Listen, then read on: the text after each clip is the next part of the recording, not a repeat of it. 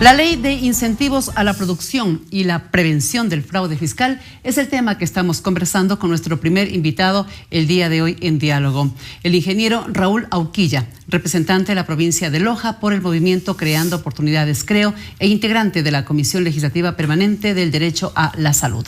Habíamos quedado con una tarea pendiente, aquello de aclararle a la comunidad lo que en esta ley se puso respecto del consumo de la comida chatarra. Hay una desmotivación que se quiere impulsar a través de esa propaganda que motiva precisamente a comer esta clase, no de alimentos, sino de productos que pueden llamarse de cualquier manera. ¿Cómo ustedes lo ven esto dentro de la ley?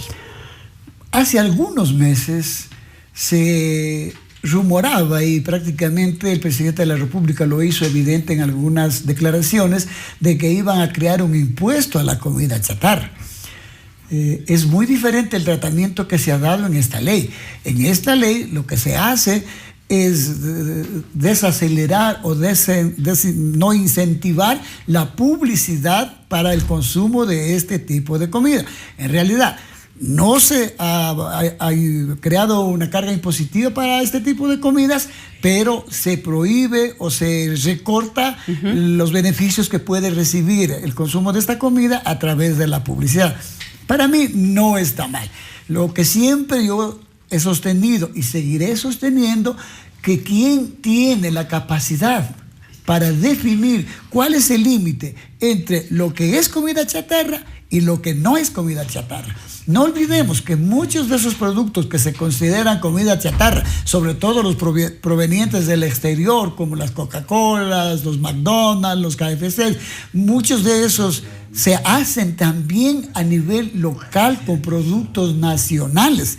Las hamburguesas, por ejemplo, igual, digamos, una McDonald's viene del exterior, pero hay kiosquitos donde le hacen y le brindan una rica hamburguesa. ¿También es comida chatarra eso? ¿También vamos a prohibirles que sirvan o que tengan ese tipo de negocio, de emprendimientos a los pequeños emprendedores urbanos? Yo creo que hay que buscar en realidad el mecanismo para gravar o para impedir el consumo de aquella comida que no solamente produce daño, sino que también se lleva recursos nacionales hacia el exterior, pero sin perjudicar al emprendedor, al pequeño emprendedor urbano local.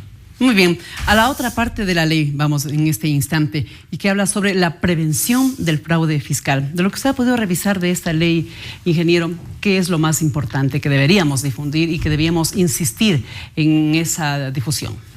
Lo más importante, a mi modo de ver, es de que en diferentes partes de la ley, diferentes artículos, y al hablar de diferentes tipos de inversiones o emprendimientos, como por ejemplo turismo, minero, agrícola, ganadero, en fin, en casi todos donde se habla de los impuestos a estas nuevas empresas, se garantiza estabilidad tributaria, que eso es bueno. O sea, garantizar estabilidad tributaria significa dar confianza al inversionista de que, aparte de la carga impositiva con la que se encuentre actualmente un emprendimiento que quiera hacer en el cual cualquiera de estos aspectos del desarrollo, pues le garantiza estabilidad. Y esta estabilidad es lo que permite asimismo que se paguen los impuestos a su debido tiempo y en las cantidades que sean necesarios o que sea legalmente hacerlo. El pagar impuestos para mí es un derecho y un deber. Un derecho porque con el pago de impuestos recibimos beneficios en desarrollo, ¿no es cierto? Y al pagar los impuestos aportamos también para ese desarrollo. Lo que sí se debe decir es ya basta. Ya creo que la cantidad de impuestos ha sido ya exagerada.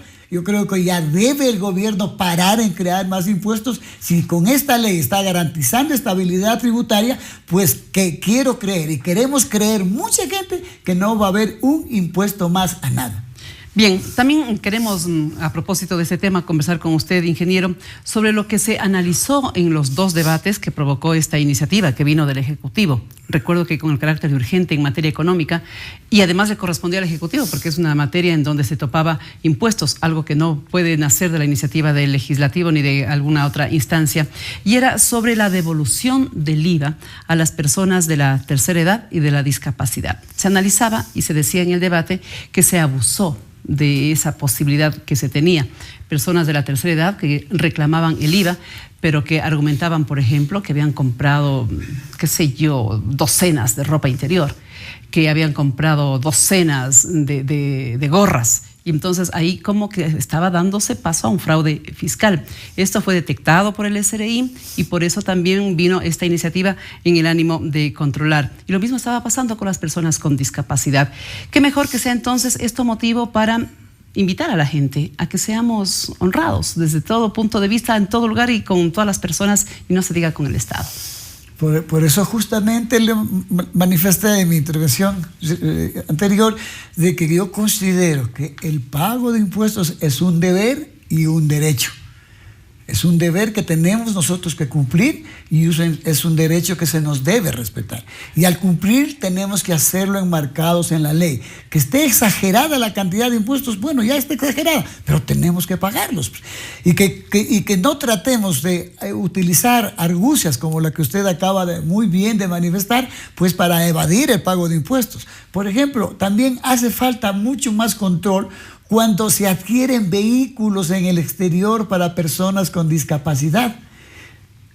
Yo no lo he comprobado, pero se me ha comentado de que se aprovecha de tener en la familia, por ejemplo, una persona con discapacidad para traer un vehículo supuestamente para esta persona con discapacidad exonerada de una gran cantidad de impuestos y dedicarlo a uso personal de quien no es discapacitado. Ahí falta muchísimo control, ojo, muchísimo control para no permitir que se prolifere este tipo de estafas al Estado. O estafas al Estado. Sí, podría ser ese el término. Porque además un vehículo que viene exonerado de impuestos para una persona con discapacidad prácticamente le rebaja a la mitad, si es que no es menos, el valor de uno de estos vehículos. A eso me estoy refiriendo, ¿no? A eso me estoy refiriendo, distinguida. Bien, ahora vamos a otro tema que también se aborda en esta ley y que tiene que ver con la residencia fiscal. Hay un número de días que se tiene que estar en el país para no pagar un impuesto. 184, si no recuerdo mal. Se estaba a 183 y con eso evitaba pagar el impuesto. ¿Cómo es posible que esto se entere la gente, que esto lo digiera la gente y que sepa que si algo de alguna situación como estas la conozca? No sé si se puede denunciar, no sé si se lo pueda ayudar también a la autoridad a que exista un control muy prolijo. La ley existe, las leyes existen y en todo cuerpo legal se señala a los responsables de su cumplimiento. En este caso son muchas las instituciones que deben velar para su cumplimiento, pero principalmente y sobre todo en lo que se refiere a la prevención del fraude fiscal debe ser el Servicio de Rentas Internas. Ese es el organismo de control para evitar el engaño, la estafa y la evasión de impuestos. Porque a la final, le califiquemos como le califiquemos un mal proceder de pago de impuestos, es evasión fiscal y eso tiene que ser responsabilidad del Servicio de Rentas Internas. ¿Usted cree que hay una suficiente estructura para ese control de parte del SRI, ingeniero? Bueno, yo creo que sí existe, ya que todos sabemos del notable incremento de la recaudación de impuestos que se ha dado en estos últimos años. Prácticamente la recaudación de impuestos es el rubro que mayor aporta al financiamiento del presupuesto general del Estado. Entonces, si han avanzado a incrementar la recaudación de impuestos, a disminuir la evasión fiscal, quiere decir que tienen una estructura suficientemente bien montada. Y vamos a volver a la primera parte del título de esta ley, la ley de incentivos a la producción. Usted nos decía que constituye un gran atractivo para la inversión extranjera, para el emprendimiento extranjero, pero también vendría a ser una motivación para los propios gobiernos descentralizados para que impulsen, para que motiven a su población a esta clase de emprendimientos.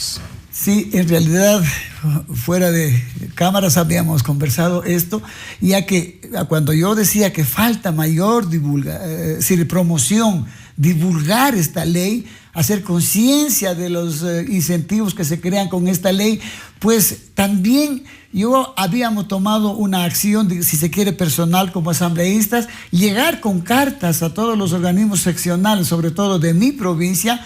No quisiera ir a otras provincias porque también tienen sus asambleístas y pueden hacerlo, y pedirles y sugerirles que al analizar esta ley busquen también localmente crear otro tipo de incentivos para este tipo de empresas, que si bien se benefician con esta exoneración del pago del impuesto a la renta por 12 años en el caso de cantones fronterizos, pues bien pueden los municipios o el Consejo Provincial crear regulaciones, ordenanzas que también los estimulen a la inversión. Por ejemplo, la exoneración de pago de servicios básicos por cierto tiempo, por ejemplo, la exoneración de pago de impuestos prediales urbanos, así mismo por cierto tiempo. Yo creo que sí pueden hacer, y yo en esas cartas que les he enviado me he permitido sugerir que revisen un procedimiento semejante. Ahora, no siempre habrán emprendimientos como los que también se conversaba de parte suya, los hidroeléctricos, los mineros inclusive. Habrán otros emprendimientos pequeños. En Loja, ¿qué por ejemplo? ¿Cómo podría presentarse allá como una gráfica? De Malacatos, ahí en Loja mismo tenemos minas de calizas. Ya. Llegan, digamos, por ejemplo, la Cementera Nacional. Llega con los trailers y en bruto se van llevando el yeso, se van llevando la arcilla para producir en unos casos cemento, en otros casos cerámica. Igual ha pasado durante muchos años con el sílice del oriente ecuatoriano, que lo llevan a producir en Guayaquil el vidrio. Por ejemplo, estas empresas, ¿por qué no vienen acá aprovechando estos incentivos? A lo mejor ni los conocen que existe.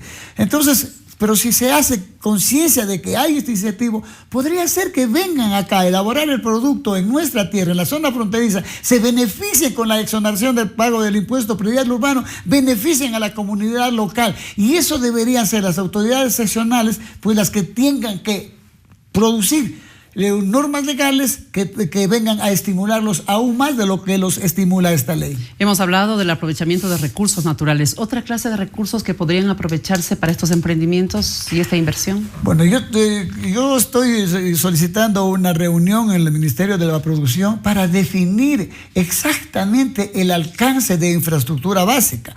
Hasta donde tengo entendido es la transformación de los recursos naturales. Pero parece que no contempla, por ejemplo, productos agrícolas o ganaderos.